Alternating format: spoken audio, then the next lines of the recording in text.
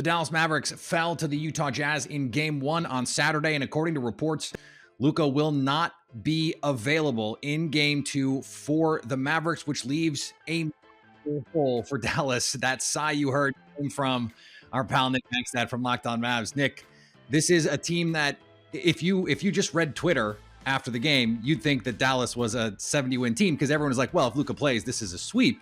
Well, if Luka's not going to play, even just 2 games, how does that change this series?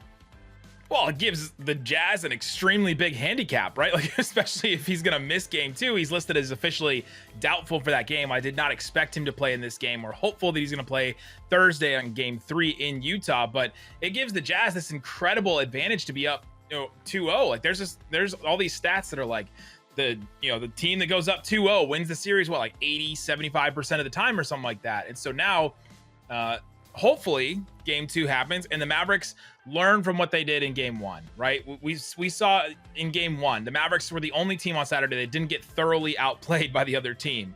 And it was kind of surprising. It was kind of surprising to see this Mavericks defense hold up the way that it did, and the Mavericks compile enough points to keep it close late in this game.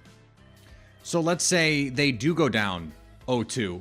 What percentage of Luka do they need for Game 3 and beyond to try and get back in this series and steal it?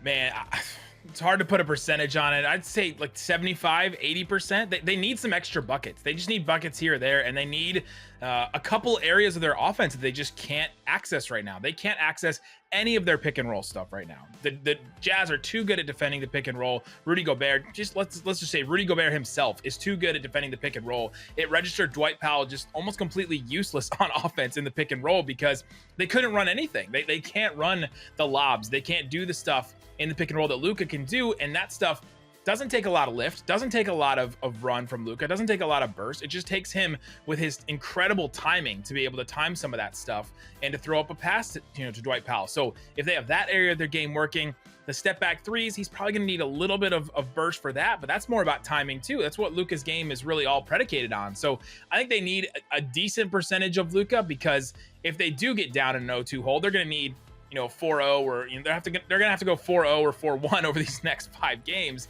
and that's a tall task to ask for any team. They're gonna need a really good Luka to do that. So is there a roadmap? What is the roadmap to getting a win in Game 2 without Luka? Because it wasn't like the as you mentioned, it wasn't like they got thoroughly outplayed without their superstar. They found a way to scratch and claw and get this game.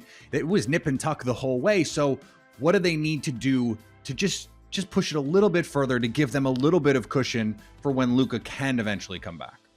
Yeah, the Mavs' defensive game plan, I thought, in Game 1 was pretty perfect. Like, it's pretty much what you would want. They forced the Jazz off the three-point line. The Jazz lead the league in threes. They take like 40 a game in the regular season. They only took 22 in Game 1.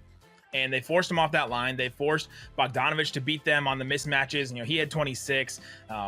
Donovan Mitchell had that incredible 19-point third quarter. And so, but before that, he had like 2 points in the first half. They were really denying him. They were denying anything to the basket to Rudy Gobert. He had 1 field goal attempt in the whole game.